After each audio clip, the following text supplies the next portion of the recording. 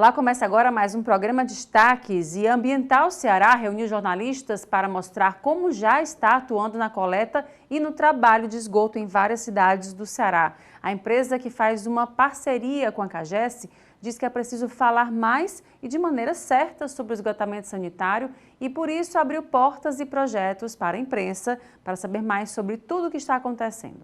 Detalhes da operação, funções dos envolvidos na parceria público-privada e, principalmente, os impactos do esgotamento sanitário na vida de uma sociedade. Essas foram algumas pautas do workshop promovido pela Ambiental Ceará para jornalistas do nosso estado. A gente tem aí talvez a infraestrutura que mais tenha impactos positivos na vida de qualquer sociedade, por isso que se chama saneamento básico, né? E a gente precisa, além propriamente dos desafios técnicos de implantar as redes, as estações de tratamento, mas educar a população para saber utilizar e para cobrar ter essa infraestrutura. O encontro com profissionais da comunicação trouxe, além da diretoria da empresa, profissionais da área técnica. Eles mostraram equipamentos e revelaram processos importantes que precisam ser compreendidos pelos jornalistas para que as mensagens cheguem corretamente ao público. Desde o início da operação, quase 300 quilos de resíduos sólidos foram retirados da rede de esgoto. Esse é um exemplo da necessária educação sobre o tema. Tornar o invisível visível, porque tudo do sistema de esgotamento sanitário ou ele é subterrâneo ou ele é afastado. E isso impede fisicamente de ter a percepção do que é essa infraestrutura, do que são essas tubulações, do que é feito aquela água que após dar a descarga, ela vai seguir nessas tubulações, chegar na estação de tratamento, remover 1% das impurezas, porque o esgoto é 99% de água, né, de tal modo que ao devolver essa água para o meio ambiente, você não vai causar nem problema para o meio ambiente propriamente dito, mas também para a população. A Ambiental Ceará é uma subsidiária da AEGEA, maior empresa privada de saneamento básico do país. A PPP com a CAGES prevê uma atuação de 30 anos em 25 cidades cearenses para a universalização do esgotamento sanitário. Os trabalhos já ocorrem nas regiões metropolitanas de Fortaleza e Cariri. Nós já tivemos aí, por exemplo, ano passado, algo em torno de 30 mil famílias que foram atendidas. Esse ano, só em Juazeiro e Caucaia, a gente vai ter em torno de 108 quilômetros de rede que vão ser implantadas, vão ser mais 40 mil famílias que vão ser atendidas. Então, ano após ano, a gente vai ajudar a transformar a realidade nesses 24 municípios para que a gente chegue em 2033 com universalização nesses 24 municípios. A Ambiental Ceará também lançou a primeira edição do Prêmio Jornalismo Ambiental para incentivar a produção de conteúdo em todos os meios de comunicação. E a gente fala agora sobre o processo de visto para os Estados Unidos com o advogado Vinícius Bicalho. Vinícius, obrigada pela sua presença. Elaine, é um prazer estar aqui com vocês e bater esse papo sobre imigração para os Estados Unidos. O prazer é nosso, Vinícius, falando sobre a questão de muitas pessoas estão procurando, né? Sempre foi assim, né? De procurar estudar, trabalhar, enfim, né? Viajar junto com a família, aproveitar as férias, de todas as formas, fazer parte e ir aos Estados Unidos, né? Nesse sentido, como é que é esse processo de visto? Como é que vocês recomendam essas pessoas em diferentes etapas? Vamos começar assim, nesse sentido. Sim. Elaine, nós temos nos Estados Unidos 187 tipos de vistos para as mais diversas finalidades, que começam desde o estudo, né, até pessoas que querem fazer turismo, pessoas que desejam trabalhar e morar nos Estados Unidos permanentemente. Então, o ponto-chave é identificar o propósito dessa pessoa na América. Alinhado o propósito, nós partimos para o visto adequado. O visto de turismo e o visto de estudo são os mais comuns, são procedimentos mais simples. Você pode aplicar junto ao consulado americano com a documentação que é exigida durante o procedimento. Agora, nós temos processos mais complexos, quando a pessoa deseja morar na América. Aí são processos que nós temos uma densidade maior de documentação para que o governo americano possa verificar se todos os requisitos estão devidamente preenchidos. E aí, nesse sentido, como é que tem sido o tempo de espera, né, de ir quais são os locais aqui no Brasil que fazem esse visto, né, e como é que foi nesse período da pandemia que aconteceu ultimamente. Como é que foi essa demanda pelos vistos americanos? A pandemia criou, na verdade, um grande caos no consulado americano, porque o consulado teve que fechar e fez com que nós tivéssemos um acúmulo de processos que fez com que a fila ficasse maior do que um ano. Contudo, essa situação já está regularizada.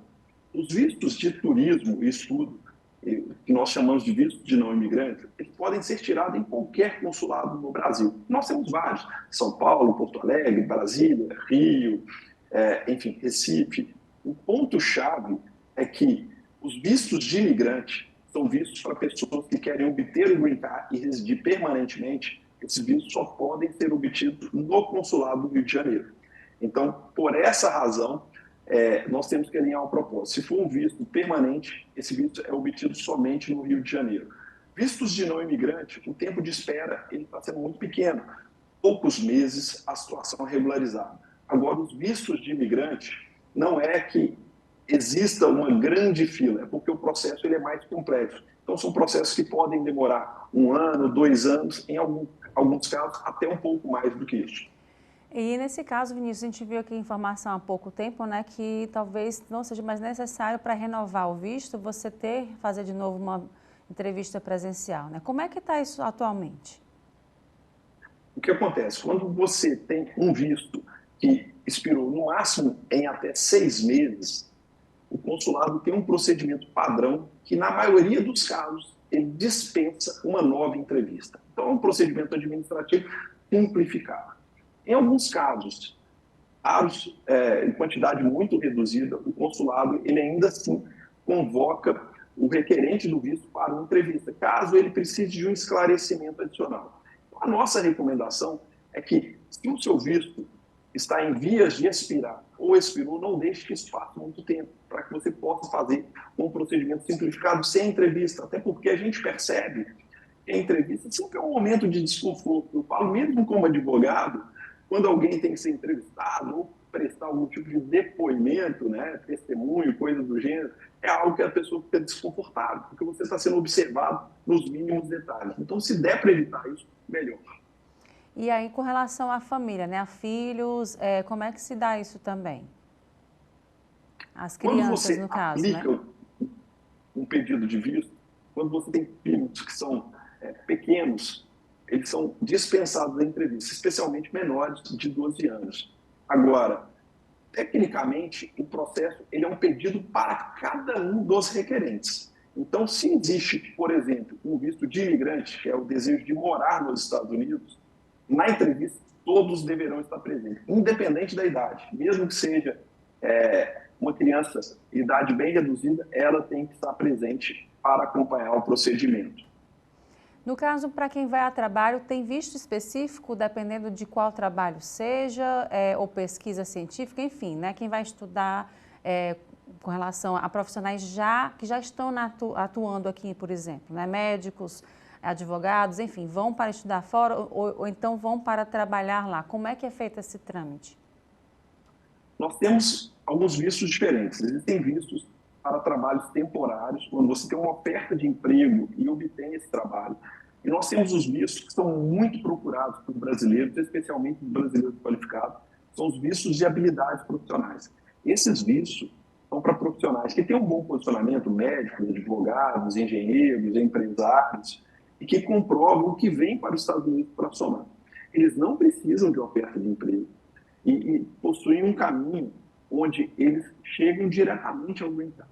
Então, por essa razão, hoje nós temos um número enorme de profissionais qualificados brasileiros que buscam aplicar para o green card nos Estados Unidos. Para você ter uma ideia, Elana, no último quadro, que é o último trimestre aqui nos Estados Unidos, o país que mais aplicou visto de habilidades profissionais nos Estados Unidos foi o Brasil, mais do que a China, que é um país muito mais populoso e que procura muito os Estados Unidos, especialmente na costa oeste. Então, nós temos hoje uma grande busca de profissionais qualificados brasileiros que desejam viver o sonho americano e dar continuidade à sua carreira aqui nos Estados Unidos. E no caso também, quais são as principais dicas que você dá para quem está pensando em digamos, fazer esse momento lá nos Estados Unidos, né? Que tipos de documentos são necessários? O que essa pessoa deve separar para poder não ter dor de cabeça na hora de tirar esse visto? Na verdade, o principal conselho é tenha a documentação pessoal, certidões, declarações de imposto, além de diplomas, certificados, históricos, acadêmicos, tudo devidamente organizado. A minha recomendação é porque imigração é um tema que a gente vê que existe uma divulgação até certo ponto apelativa, é que você busque profissionais licenciados, para que você não seja vítima de algum golpe ou seja enganado durante esse procedimento. Nos Estados Unidos, nós temos milhares de advogados licenciados, advogados, muitos deles brasileiros ou que falam português.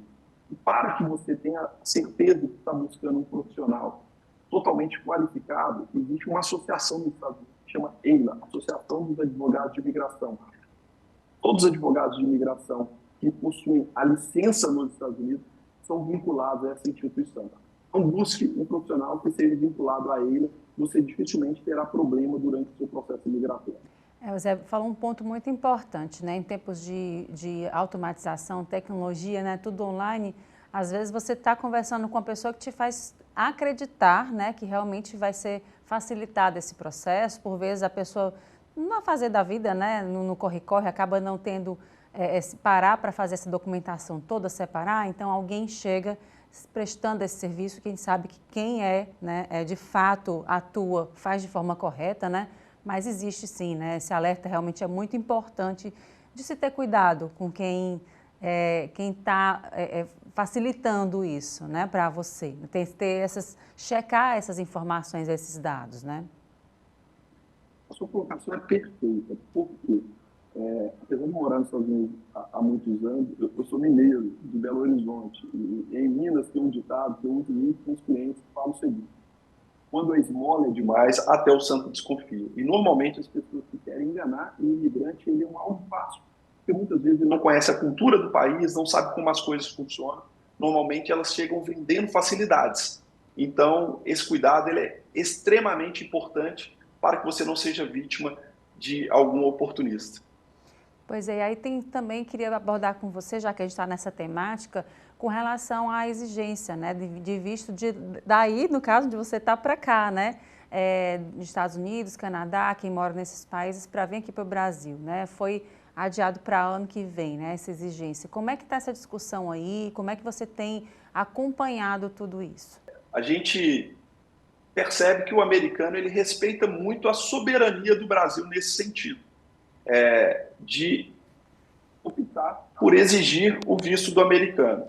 Como o americano tem regras rígidas, eu não vi nenhum tipo de questionamento. Agora, como brasileiro, eu faço uma pergunta que eu acho que nós devemos observar. O Brasil é um país que poderia explorar melhor o seu potencial turístico. E é um país com uma certa distância dos Estados Unidos. Entre o Brasil e os Estados Unidos, nós temos o Caribe, com praias lindíssimas, tão bonitas quanto as praias brasileiras, onde muitos países não cobram vistos aos americanos. Eu não sei se, objetivando o foco no turismo brasileiro, essa é uma decisão acertada. Até porque existem diferenças importantes entre a migração de pessoas para os Estados Unidos e para o Brasil. Para você ter uma ideia, somente no ano passado, os Estados Unidos ele recebeu 3 milhões e 600 mil imigrantes, sendo que mais de 2 milhões são ilegais. Então, a realidade migratória dos Estados Unidos exige que tenha regras mais rígidas. O país não faz isso por burocracia ou por exigência demasiada. É porque, se não tiver essas regras, existe um problema migratório importante aqui nos Estados Unidos. Eu não sei se a realidade brasileira é a mesma, me parece que não. Então, na minha visão, como o Brasil pode fomentar mais o turismo, tendo em vista que nós temos praias belíssimas, um país com um povo pacato e amável, ou seja, o brasileiro, normalmente, ele é muito receptivo. Eu não sei se, para o foco de fomentar o turismo no Brasil, essa decisão ela foi uma decisão acertada. Mas, no que diz respeito ao que se discute aqui nos Estados Unidos, a um respeito completo à soberania do Brasil e ao que o Brasil decide com relação às suas regras migratórias. Vinícius, e no trabalho que você realiza, né, junto às pessoas que querem ir a morar, trabalhar, enfim, né, estudar em solo americano ou participar para as férias, curtir um pouquinho e tudo mais.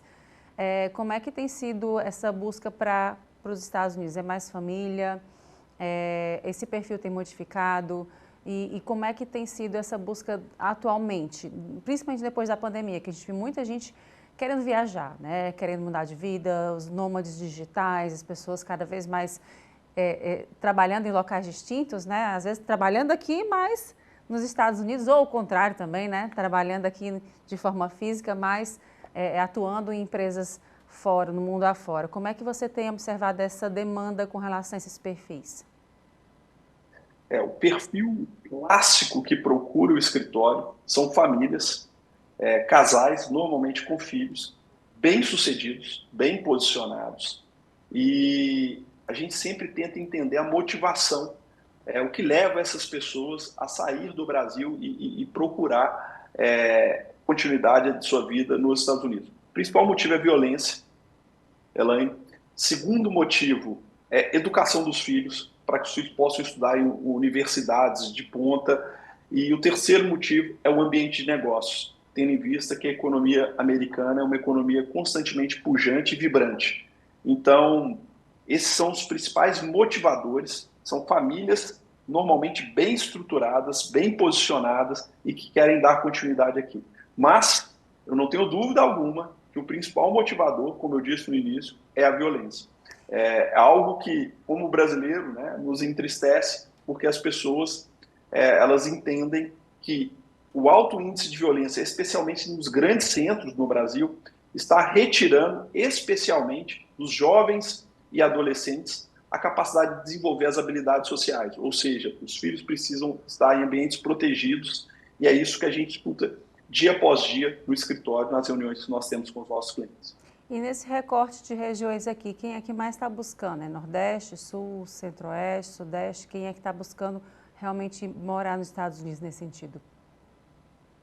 Olha, é bem interessante a sua pergunta. Nós fazemos eventos no Brasil em todas as regiões. Nós temos uma procura muito grande pelo Sudeste e eu entendo até por razões óbvias, porque os estados mais populosos do Brasil estão no Sudeste, mas a segunda região e que tem uma procura enorme, Nordeste, especialmente dos grandes centros, Recife, Fortaleza, Salvador, são locais que nós temos um volume muito grande de clientes. Essas são as principais regiões, apesar de ter clientes do Brasil todo, Sudeste e Nordeste tem um destaque especial. Tá joia, Vinícius. Muito obrigada mais uma vez pelos esclarecimentos e pela conversa e até uma próxima oportunidade. Eu que agradeço pelo convite, fico sempre à disposição. Um abraço. Obrigada mais uma vez. A gente vai agora para o intervalo, a gente volta em instantes com mais destaques. Não sai daí não.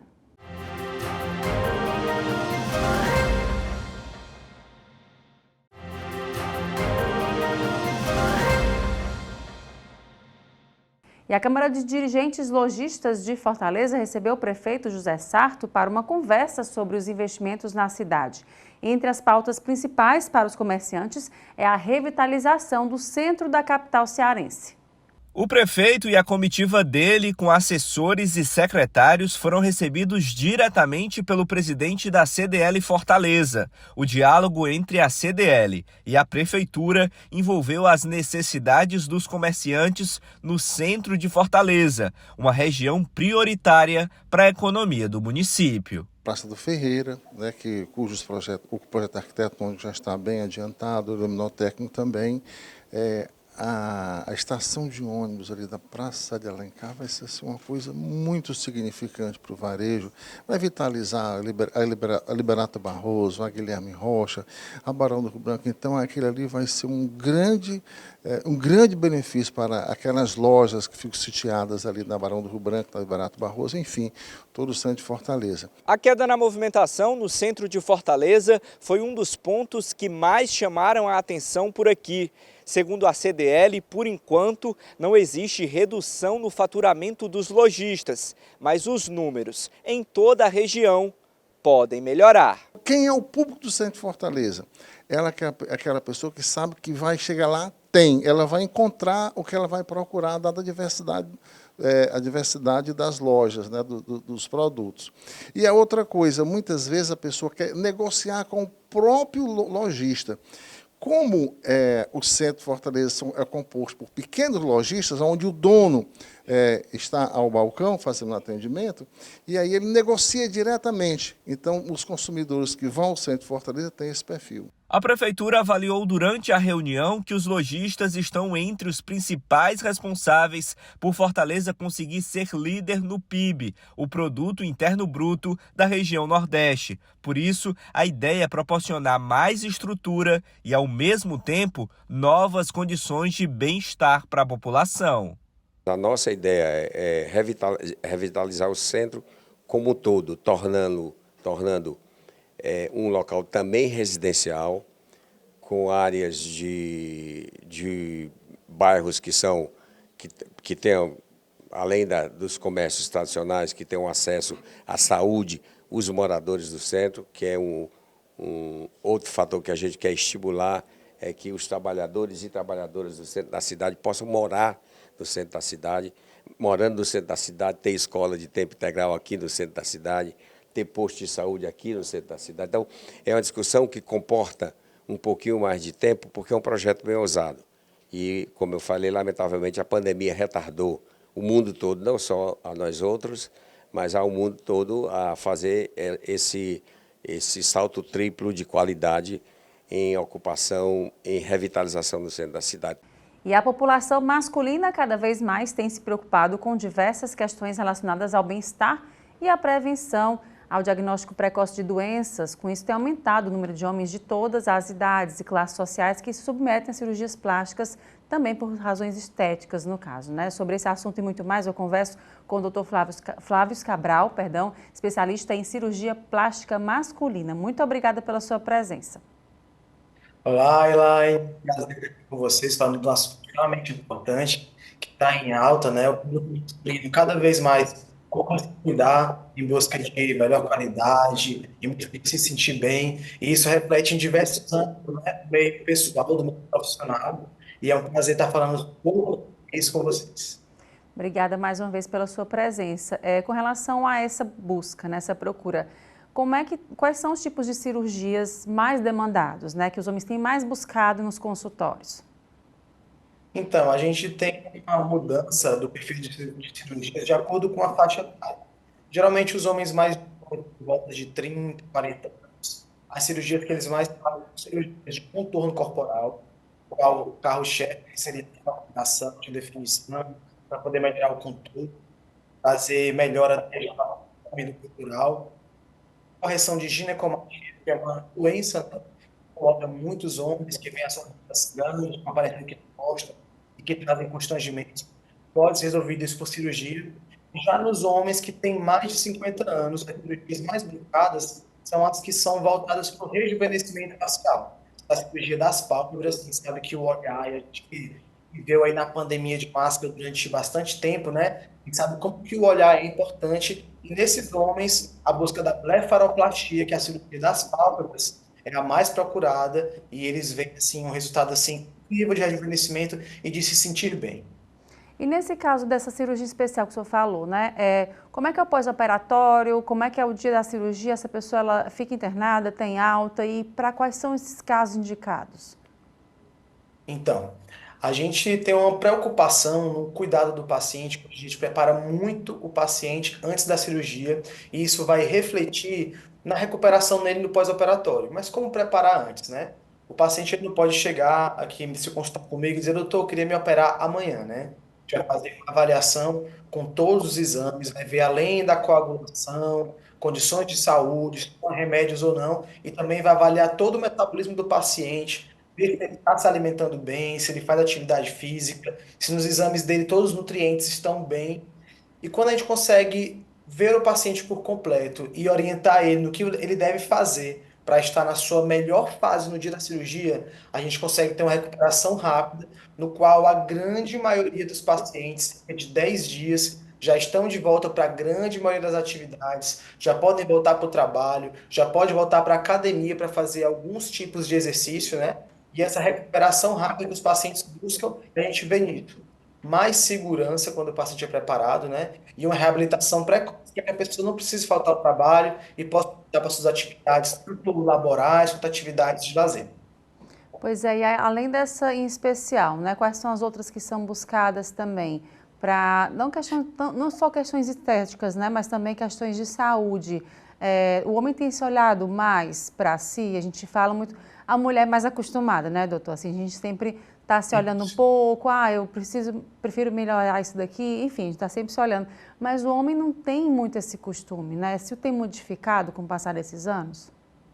Então, isso tem se modificado, eu vejo assim uma mudança no perfil da população em geral e principalmente dos homens, né? Eu acho que talvez, quem sabe, há uns 10, 15 anos atrás, era uma coisa, às vezes, não tão comum encontrar uma pessoa que frequentasse uma academia, né? Hoje em dia, né, no nosso meio, eu acho que às vezes é mais difícil a gente achar uma pessoa que não faça atividade física. E a atividade física está relacionada com a saúde, né? E ela também se reflete na estética. Então, em alguns momentos, os pacientes que estão com alguma insatisfação estética, como às vezes estão insatisfeitos com um excesso de peso, uma gordura localizada, eles vão buscar se cuidar, às vezes por um olhar de se ver melhor, e eles vão encontrar aí tanto mais confiança quanto também uma melhor saúde, né? E no público masculino, que está tendo cada vez mais acesso e vendo que isso funciona e vendo que existe um olhar, eu vejo muitos pacientes ficam super felizes quando eles encontram comigo, vêm nas redes sociais, vêm no meio de comunicação, que eles, poxa, eu não sabia que tinha um cirurgião plástico que pudesse ter um olhar específico para o público masculino, né? Porque o tratamento do homem, ele é diferente da mulher. Os objetivos, eles são diferentes, a gente procura naturalidade e ressaltar a masculinidade e a autoridade dos pacientes. Pois é, você falando aí das academias, né? Que bom que a gente frequenta também, a gente tem que cuidar da saúde e eu tenho visto cada vez mais pessoas acima dos 60 anos, né? 50, 60 anos. Que bom, né? A gente fica feliz por ver que eles estão cada vez mais em horários distintos lá, fazendo seu exercício, sua esteirinha, sua musculação com o personal. Isso alegra a gente, né? Exatamente, isso alegra. Inclusive, até me perguntaram recentemente se existia uma idade para os pacientes fazerem cirurgia plástica, idade limite, tá? E eu digo que não existe uma idade limite, existe condição de saúde. Principalmente agora, cada vez mais as pessoas se cuidando, né? A gente vai viver mais, aí tem grandes cientistas aí que falam, né, que a nossa geração aí vai todo mundo viver perto dos 100, né?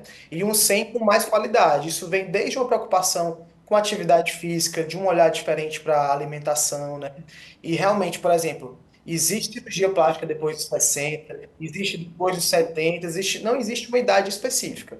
O paciente ele é avaliado individualmente, vai ver se tem alguma doença, se ela está compensada, se está se cuidando direito, tomando seus remédios, seus suplementos, se alimentando bem, e a pessoa estando bem, ou a gente conseguindo melhorar aquele organismo, ela vai estar sim apta a fazer a cirurgia plástica com a maior segurança e a maior responsabilidade.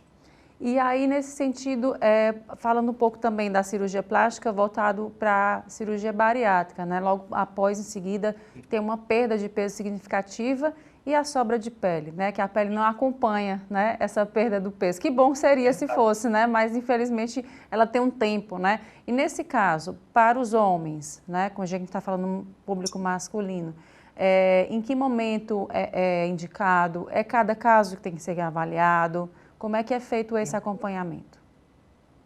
Geralmente os casos eles são avaliados individualmente, mas aqueles pacientes que têm aquelas perdas de peso muito grandes, perderam 25 quilos, 30 quilos, já tive pacientes que perderam 40 quilos, inevitavelmente fica um excesso de pele, que infelizmente a atividade física e a dieta sempre vão ser base, tá? Mas às vezes elas não vão ser suficientes para poder resolver aquele grande excesso de pele. E aí que cabe a cirurgia plástica poder ajudar o paciente nisso, ele conseguir se sentir feliz com o próprio corpo, né? Sendo aí a cirurgia mais comum seria a abdominoplastia. Quem sabe que às vezes quando perde muito peso sobra muita pele na barriga e o paciente emagrece, faz exercício, se alimenta bem, mas fica aquela pele incomodando, né?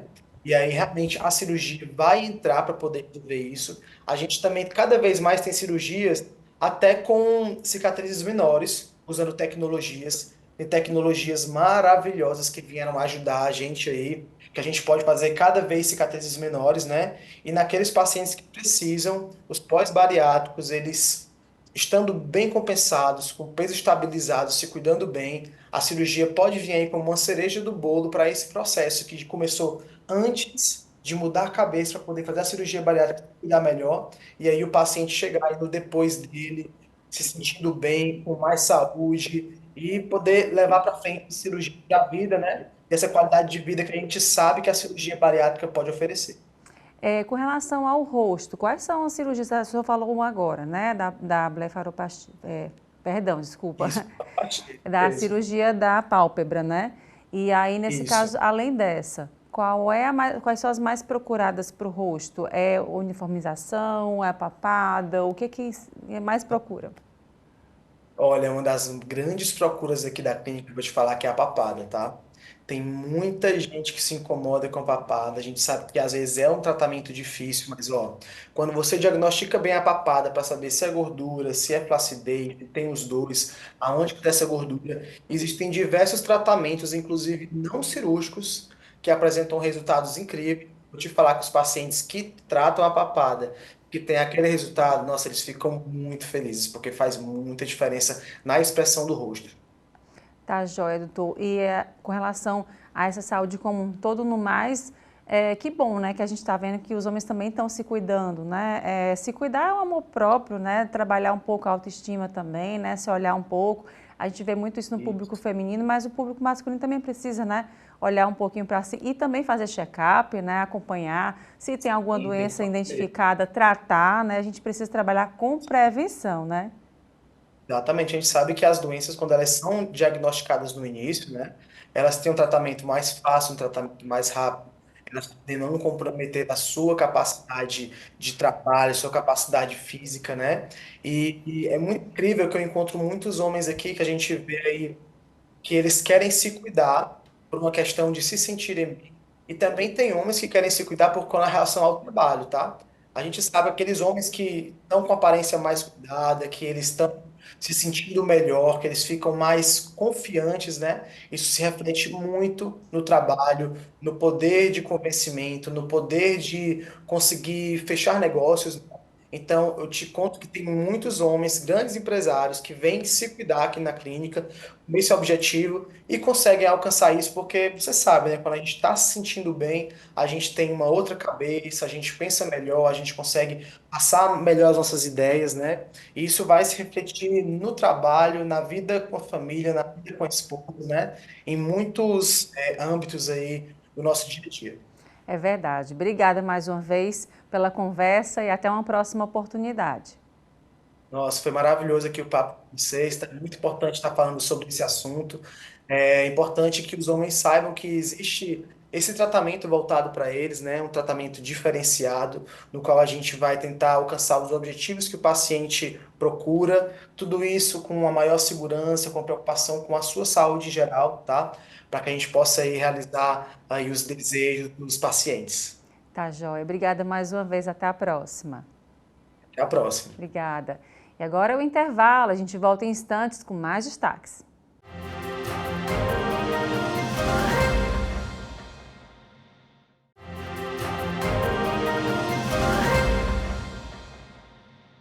Os olhares e os sentidos sobre a pesquisa em dança entre conceitos, vivências e experimentações. Esses são alguns dos pontos abordados no livro Dança de Situação, um olhar para a dança a partir das políticas públicas em Fortaleza, da artista e pesquisadora Isabel Botelho. A obra vai ter lançamento agora dia 14 de junho e sobre o assunto eu conversei com a artista e pesquisadora Isabel Botelho. Isabel, falando sobre essa obra, como é que foi pensada, né? Como é que você gestou essa obra? Bom, essa pesquisa ela vem já sendo desenvolvida desde 2016, quando eu cursei mestrado em psicologia na Unifor, e estudando fenomenologia existencial eu associei os conceitos de Jean Paul Sartre com o desenvolvimento artístico, né, aqui na dança em Fortaleza. Então, a partir desses olhares à fenomenologia, eu associei também com conteúdos da dança contemporânea e da produção artística de 4 artistas aqui de Fortaleza. E aí, nesse sentido, foi quanto tempo mais ou menos de pesquisa, de estudo? Bom, entre 2016 e 2018 foi um período mais intenso. Depois, em 2020, eu retomei a pesquisa para ampliar esse estudo e essa conceituação sobre as políticas públicas. Porque no primeiro momento da pesquisa, eu percebi que toda a produção artística daqueles 4 artistas tinha uma influência muito forte do percurso que eles fizeram junto a políticas públicas, que o acesso a políticas públicas foi muito importante para que eles conseguissem desenvolver as carreiras artísticas. A partir daí, eu fiz essa ampliação do estudo e a gente foi desenvolvendo a pesquisa, que agora, né, a gente conseguiu transformar em livro. Pois é, e além desse lançamento que é dia 14 agora, né? Você vai fazer, vão ser 2 eventos que você vai acontecer agora, 12 e 13, é isso?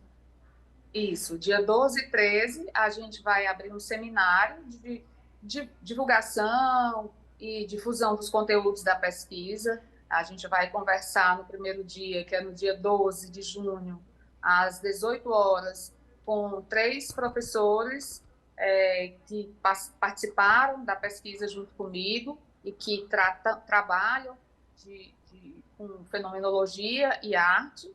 Professor Jorge Boris, professora Daniela Schneider e professora Mônica Massal. E no dia 13, às 16 horas, um pouco mais cedo, porque alguns artistas moram fora do Brasil, por conta do fuso horário, às 16 horas a gente vai fazer a fala com os 4 artistas. Clarice Lima, Gerson Moreno, Rosana Mara e Milton Paulo. E aí eles vão contar, né, um pouco mais sobre o que é essa experiência de produzir dança no Ceará e fora do Ceará, com o acesso às políticas públicas. E o ministro do Trabalho e Emprego, Luiz Marinho, esteve em Fortaleza para a sessão especial em homenagem ao Dia do Trabalhador, que foi comemorado no mês de maio. O ministro visitou o plenário 13 de maio na Assembleia Legislativa do Ceará, onde acompanhou a sessão de homenagens da Casa para os trabalhadores cearenses. A solenidade foi requerida pelo deputado estadual Evandro Leitão. Nós hoje iniciamos um momento chamado Momento do Trabalhador nos nossos meios de comunicação. Televisão, plataforma digital, onde esse momento, esse programa, ele irá tirar dúvidas, ele irá comunicar os postos de trabalho existentes para que a gente possa estar fazendo a inserção. Sindicatos, federações trabalhistas e empresários marcaram presença por aqui. Dados do próprio Ministério mostram que as mulheres brasileiras ganham, em média, quase 20% a menos que os homens. Para resolver a questão, o ministro aponta os caminhos. Nós aprovamos uma lei específica obrigando as empresas a dar transparência aos seus dados, a sua política salarial, se tem política de evolução salarial, se tem política de inserção da mulher no gerenciamento da empresa, no corpo diretivo da empresa. Essas informações, as simples informações, levará um processo de sensibilização por parte das direções das empresas, gradativamente isso vai acontecer. Sem abrir mão, se necessário for, do papel da fiscalização, dos auditores do trabalho, que eventualmente, se constatar preconceito contra a mulher por conta de exercer trabalho igual com salário não igual, ele pode também autuar por um processo de descumprimento da legislação. Esperamos que isso não seja necessário. Nós queremos trabalhar o processo de sensibilização e convencimento. Segundo o IPES, o Instituto de Pesquisa e Estratégia Econômica do Ceará, a realidade do trabalho mostra que mais da metade dos cearenses ocupados ainda estão na informalidade. Uma situação que pode acarretar problemas, não só na garantia de direitos individuais, mas também na economia estadual. O órgão responsável pela fiscalização e que tem trabalhos relevantes no cumprimento da letra da lei é a Superintendência Regional do Trabalho. A gente tem combatido, não só a gente tem parcerias, a Polícia Rodoviária Federal, o Ministério Público do Trabalho, a própria Polícia Federal, e tem nos dado apoio nisso. Mas o resgate desse trabalhador é feito pela Auditoria Fiscal do Trabalho do Ministério do Trabalho. Então, são grupos móveis espalhados por todo o Brasil e à medida que a gente encontra ou recebe uma denúncia, a gente imediatamente prepara a ação fiscal e executa. A visita do ministro também foi motivo de vibração por parte de quem precisava comemorar resultados. Nós já acumulamos um saldo de mais de 64 mil novos postos de trabalho gerados desde janeiro de 2023. Então, são resultados importantes. Temos atuado em parceria com várias secretarias na qualificação profissional para que esses empregos gerados sejam ocupados pelo jovem, pelo estudante, pelo trabalhador cearense que está buscando uma recolocação no mercado de trabalho ou uma oportunidade de primeiro emprego. E de 6 a 8 de junho acontece a segunda edição da Feira da Literatura Cearense, que traz mais de 40 autores e coletivos durante 3 dias de programação gratuita no Centro Cultural Banco do Nordeste, aqui em Fortaleza. Quem vai dar mais detalhes da feira é o Mota, diretor da Casa da Prosa e coordenador geral da segunda Feira da Literatura Cearense. Pela sua presença. Muito obrigada, TV Optimista, por esse espaço, essa oportunidade, né? Essa segunda-feira está chegando aí recheada de literatura cearense. É muito bom esse momento para nossos autores, nossas autoras, poder apresentar um pouco da sua literatura. Muita gente deve se perguntar, eu acho que eu nunca li um livro de literatura cearense. Pois é um momento muito bom de aproveitar e conhecer os novos autores. Certamente que as pessoas já leram José de Alencar e vários outros autores, mas nós temos novas autoras, novos autores, e isso a segunda-feira da literatura cearense está trazendo. Vai ser de 6 a 8 lá no Centro Cultural Banco do Nordeste. E aí, nesse sentido, nesses dias, como é que está a programação? Bom, vamos ter no primeiro dia contação de história, lançamento de livros, né? Só lançamento, vamos ter 11 lançamentos. Vamos ter da poesia, do Cordel, com a Júlia Oliveira, a contação de história com Tâmara Bezerra, Nádia Guiar, que é narradora, mas vai estar lá lançando uma coleção de livros. Vamos ter sanfona, né? Quem não gosta do forrozinho, no sábado, às 19 horas, vamos estar com Cecília do Acordeão tocando para a gente. E vamos estar com o cantor, compositor e escritor Eugênio Leandro no primeiro dia. Então, vai estar uma programação recheada para todo tipo de público. Eu sou professora, tem oficina para professores participar. Todo dia tem uma oficina diferente. E todas são gratuitas e as vagas estão abertas na nossa bio, lá no Instagram, Feira da Literatura Cearense. E eu bom dizer que esse ano a gente está disponibilizando aí livro para garotada. São 500 livros que serão doados para crianças de escolas públicas, que vão estar cadastradas na feira, essas escolas, e vão receber esses livros lá mesmo. Vão conhecer os autores, as autoras, vão poder trocar ideia, fazer foto, ter uma intimidade melhor com a nossa literatura. A segunda-feira da literatura cearense, gente, tem um apoio do Banco do Nordeste, por isso é feito lá no Centro Cultural Banco do Nordeste, ali na Conde Deu, no 560, bem pertinho da Catedral de Fortaleza.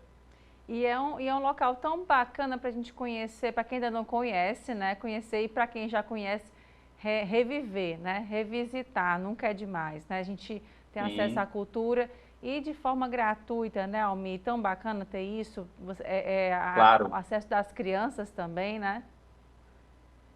É verdade.